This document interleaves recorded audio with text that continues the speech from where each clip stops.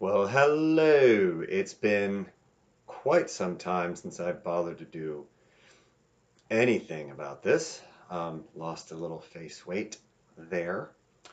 Um, but yeah, it's been one of those life sort of gotten away sort of bits, and just trying to get back into the sort of habit and swing of things and all that other good stuff here and now.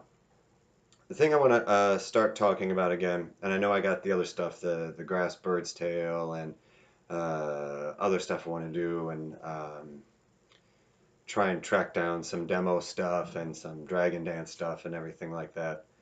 But for right now, I've sort of realized I kind of figured out um, how to describe something more with Taiji. Now you see it with Yang Cheng Fu's 10 Rules, and in the like classics and things like that, they call it collapse the chest and raise the back, in order to try and help get the correct sort of vertical posture for the Taiji or even Qingyi Bagua, Qigong, any of the sort of internals, um, to help keep everything moving. And you want the Ren and Du channel, that microcosmic orbit, or the kind of Kundalini channel coming up the back. You want that to be open and flowing and straight, and the dog is drinking water, which isn't like a weird kung fu move. The literal dog is drinking water, and I apologize for that. I'm just going to kind of maybe kill some time. Oh, he's done. Good. Okay. And I could go back and maybe edit that, but I would completely forget what I'm doing. Now, the idea of you hear collapse the chest, raise the back, my first thought is I want to hump. The posture is supposed to be good, not sort of like, Igor and or Igor, sort of walk this way, sort of thing, or the sort of babushka lady yelling at you for having breathing out of the front door with the things.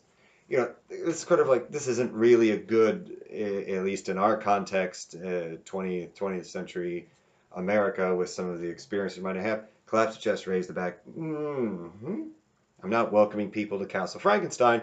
I'm trying to play Tai Chi. So for the chest part's actually fairly easy because, for example, we're taught, especially as guys in the United States or in the West or anything, you walk like this. This is good. This is strong. This is military bearing. This is manly. This is going to give you heart failure because all your breath and everything is just up here all the time. And we wonder why people have anxiety. And we wonder how people have panic attacks. We wonder why people have heart problems because everything's being carried up here. Is no good. It's stressful just pretending. So we want to take the and that sort of thing, and we run around it. And the shoulders come away from the ears, and after about a week of this being all super sore because you're used to this all the time, and this relaxing is very nice. And you can breathe better. You can drop down the breath in here at the lower dantian better. You can relax and move and sleep, and things can happen, and you can go places, and you're not super all the time. It's wonderful.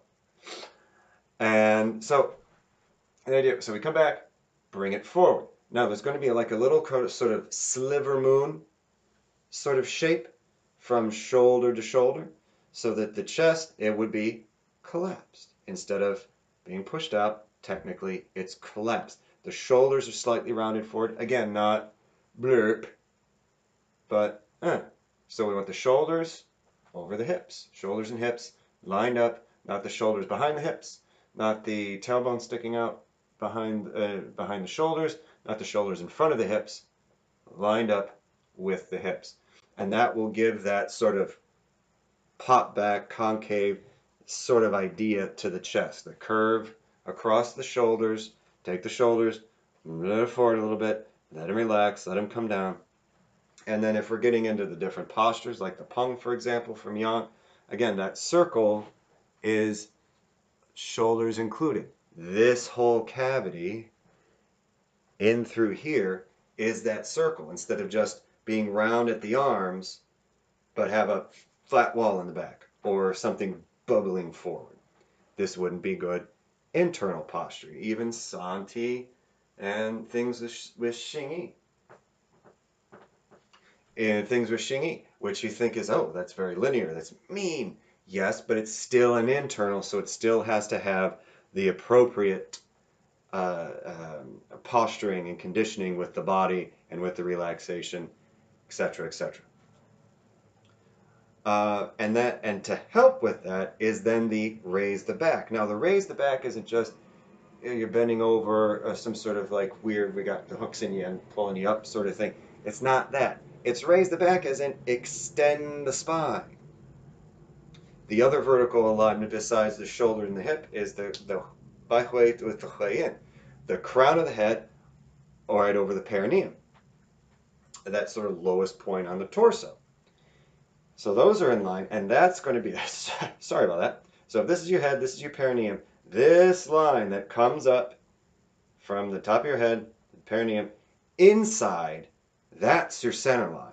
That's the center line that you want to keep straight. So it's almost like if your tire and your head was a tire and your hips were a tire, that would be the central axle that if you stood the car up on the side, you would be able to see, oh, tire, axle, tire, thousands of dollars worth of damage to the car.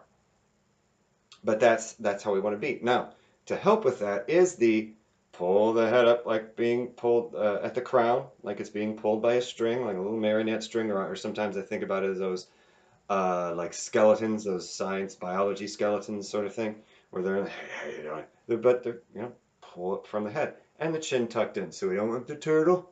We don't want a turtle. No turtle out. We want to keep that straight. Tongue behind the teeth through the mouth, obviously. So that's going to be nice and straight. So we're not going to have an turtle. We're not going to have tough guy. We've got boom. And then when we can sink the tailbone down, but still keep it in, keep the hips down, keep the head pulled up, that lifts the back. So lift the spine might actually be more of an appropriate translation from my experience. And again, I'm going to sort of afterward prefix this, is that this is my experience of it. This is my interpretation of these rules and these basics based on not only having trained with my teacher for a number of years, but having also talked to other people, other teachers, other students, my Shuaijiao instructor, reading a bunch of books, watching a ton of videos, listening to interviews and things like that. So like 19 years now of sort of synthesizing, amalgamating, and my own personal experiment and experience. This is what this is describing to me.